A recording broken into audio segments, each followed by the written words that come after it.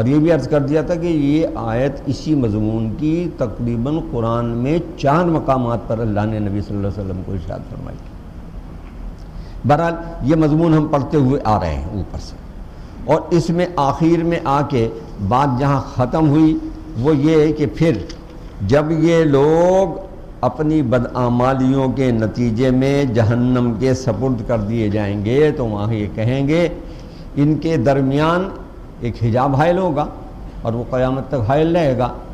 یہ کہیں گے اب ہمیں ذرا ایک دفعہ واپس بھیج دیجئے اور پھر اب ہم ٹھیک ٹھاک کام کریں گے۔ تو اب جواب اس کا دے دیا گیا کہ یہ محض ان کے منہ کی باتیں ہیں، دوبارہ گئے پھر یہی کریں گے۔ آج جہاں سے بات شروع ہوئی اب وہ یوم یبعثون سے اگلا مرحلہ، یہ دوبارہ اٹھائے جائیں گے۔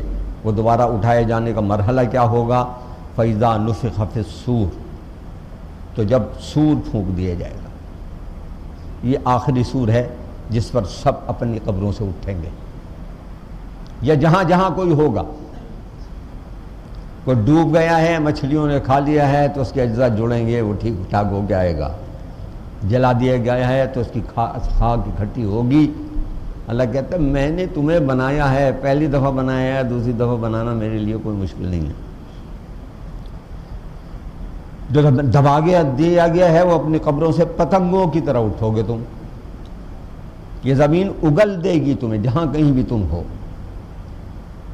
اور اس وقت کیفیت یہ ہوگی کہ فلا انساب بینہم یومئذ، اس دن کسی کو رشتہ داری، اپنا نسب نامہ، خاندان، ماں باپ، بہن بھائی، عزیز رشتہ دار، جماعت، علاقہ، کچھ یاد نہیں آئے گا۔ ولا یتساءلون، کوئی کسی کو نہیں پوچھے گا۔ قرآن نے اسے مختلف مقام پر مختلف انداز میں کہا۔ ماں بیٹے کو نہیں پہچانے گی، بھائی بھائی کو نہیں جانے گا، بیٹا باپ کے کام نہیں آئے گا، باپ بیٹے کے کام نہیں آئے گا۔ کوئی شخص کسی کا پرسان حال نہیں ہوگا۔ فمن ثقلت موازینہ فاولئک هم المفلحون، تو اس دن جن کے وزن بھاری ہوں گے وہ فلاح پانے والے ہیں۔ یہ قرآن کا سب سے اہم مضمون ہے، اور یہ سورہ مبارکہ جب ہم نے شروع کی تو قد افلح المؤمنون سے بات شروع ہوئی۔ فلاح پائی ایمان لانے والوں نے۔ یہی بات پھر چوتھے رکوع، اسی کے چوتھے رکوع کی آیات میں آ گئی کہ وہ فلاح پانے والے کون ہیں؟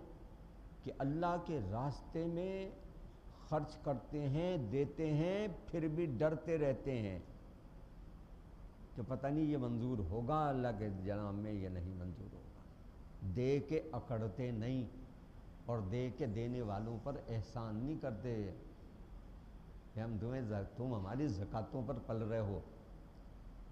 یہ مسلم معاشرے کی بات نہیں ہے، یہ تو بنیوں کی بات ہے، یہ تو سکھوں کی بات ہے، یہ تو ان لوگوں کی بات ہے جو کم ظرف لوگ ہیں۔ جو اللہ کے لیے دے رہا ہے وہ تو ڈرتا ہے یہ مقبول بھی ہوگا کہ نہ مقبول ہو جائے گا، لہذا وہ دے کے نہ اتراتے ہیں، نہ اکڑتے ہیں، اور نہ اذیت پہنچاتے ہیں جنہیں کچھ دے رہے ہیں۔ اللہ کے راستے میں دیتے ہیں، ڈرتے رہتے ہیں، کھلے دیتے ہیں، ڈھکے دیتے ہیں، خاموشی سے دیتے ہیں، اعلان دیتے ہیں، دن کو دیتے ہیں، رات کو دیتے ہیں۔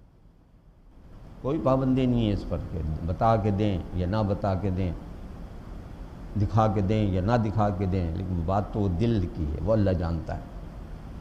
تو لہذا یہ ہیں وہ جو فلاح پانے والے جن کے وزن بھاری ہوں، اور یہ بات بار بار قرآن کہہ رہا ہے۔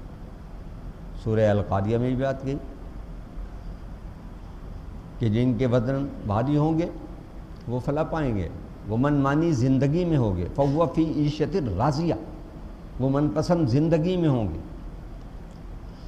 ومن خفت موازینہ فاولئک الذین خسروا انفسهم فی جہنم خالدون، جن کے وزن ہلکے ہوں گے یہی لوگ ہیں جو گھاٹا کھانے والے ہیں، نقصان اٹھانے والے ہیں، اپنی جانوں پر جنہوں نے ظلم کیا اور یہ ہمیشہ جہنم میں رہیں گے۔ خالدون کا لفظ یہ کبھی وہاں سے نکالے نہیں جائیں گے۔ کوئی اس خوش فہمی میں نہ رہے کہ کوئی جیسے کہ یہود کا تصور یہ ہے کہ ہمارا جو جسم ہے، جو گناہ ہم کرتے ہیں وہ صرف ہمارے جسم تک رہتا ہے، روح تک نہیں پہنچتا، لہذا اگر کوئی ہمیں سزا وزا دی بھی گئی تو بس اتنے دن جتنے دن ہم نے سبت کی خلاف ورزی کی تھی وہ ہمیں اتنے دن جہنم میں لے جا کے صاف ستھرا کر کے پھر جنت میں لے جایا جائے گا۔ وَقَالُوا لَن تَمَسَّنَا النَّارُ إِلَّا أَيَّامًا مَّعْدُودَةً، یہ ان کا قول قرآن نے نقل کیا کہ یہ کہتے ہیں وَقَالُوا لَن تَمَسَّنَا النَّارُ إِلَّا أَيَّامًا مَّعْدُودَةً، ہمیں دوزخ کی آگ ہرگز نہیں چھوئے گی، بس چند دن کے لیے، اور وہ چند دن وہی ہیں جو یوم سبت کے حوالے سے ان کی تاریخوں میں خلاف ورزی کے دن آتے۔ یہ ہماری بدبختی، ہم نے بھی اس تصور کو اپنا لیا کہ جو مرضی ہے ہم کرتے رہیں جی، ذرا تھوڑا سا جھاڑنے پہنچنے کے بعد پن نکال دیا جائے۔ خدا کا حکم نہ مانے، رسول کا حکم نہ مانے، کتاب و سنت کے خلاف ڈٹ کے، نہیں صرف یہ کہ بدعمالیاں کریں بلکہ ان کا مذاق اڑائیں، انہیں کہیں پرانے زمانے کی باتیں ہیں، یہ قوانین آج کل کہاں چل سکتے ہیں، زمانہ بہت آگے نکل گیا ہے۔ یہ انکار اور کفر اس سے بھی بدتر ہے کہ وہ تو خدا کا عرفان حاصل نہیں ہوا تھا، ہمیں تو خدا کا عرفان حاصل ہے اور اس کے باوجود آنکھیں بند کی ہوئی ہیں۔ تو ارشاد فرمایا فی جہنم خالدین، اور جہنم میں وہ ہمیشہ رہیں گے۔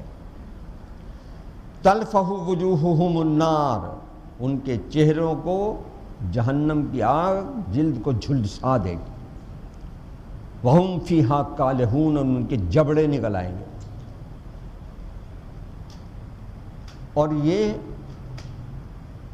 یہ بات ایک دفعہ نہیں ہوگی، قرآن ایک اور مقام پر کہتا ہے تاکہ وہ انسان ایک سوچتا ہے نا جی کھال جل گئی، ہڈیاں نکل آئیں، چلو سزا ختم ہو گئی، کیونکہ اس دنیا کی زندگی میں آگ کا تصور یہی ہے کہ ہماری صرف جلد حساس ہے، جب تک جلد پر اثر ہوتا ہے تکلیف ہوتی، انجیکشن آپ لگواتے ہیں، سوئی جلد میں جاتی ہے تکلیف ہوتی ہے، گوشت میں اترتی ہے کوئی تکلیف نہیں ہوتی، کیونکہ گوشت بے حس ہے، احساس صرف جلد میں ہے۔ سردی گرمی کا احساس بھی جلد میں ہے اور تکلیف کا احساس بھی صرف جلد میں ہے، اور حرکت کے اعصاب بھی صرف جلد میں ہے، اور یہ صرف انسان ہی کی جلد ہے کہ جس میں مسام ہے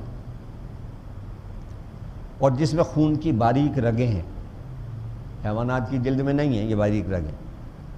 تو تصور یہ کرتا ہے آدمی یہ جل جائے گی بس سزا ختم ہو گئی۔ تو اللہ بھی تو آخر ہمارا بنانے والا ہے نا، اس نے ہمارا ذہن بھی بنایا ہے اور ذہن کو پڑھنا بھی جانتا ہے۔ اس نے کہا تمہاری کھالیں جلتی رہیں گی اور بنتی رہیں گی، یہ بات نہیں ہے کہ سزا ختم ہو جائے گی، ادھر جلے گی اور ادھر بنے گی۔ اور ایک مقام پر تو ایسی خوفناک بات کہی ہے قرآن نے کہ لرزہ چھوٹتا ہے، اس کا تصور آج آپ سائنس کی روشنی میں کر سکتے ہیں کہ وہ کیسی خوفناک آگ ہوگی۔ ایک تو کہا گیا فی امد ممددہ، بڑے بڑے اونچے ستون آگ کے،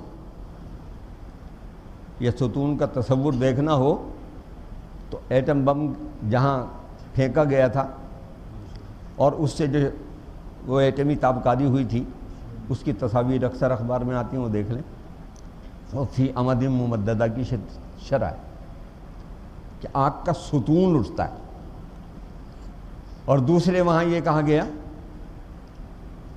کہ یہ آگ بے خبر آگ نہیں ہے، ہماری آگ جو ہے یہ بے عقل و بے خبر، بے فہم و بے سمجھ ہے، اس کے جلانے کا ایک انداز ہے، کہ ایک سرے سے لگتی ہے، آہستہ آہستہ سلگتے سلگتے آخری سرے تک جاتی ہے۔ کوئی چیز بھی ڈال دیں آپ اس میں۔ اس آگ کے لیے اللہ تعالیٰ نے ارشاد فرمایا کہ وہ تطلی علی الافئدہ،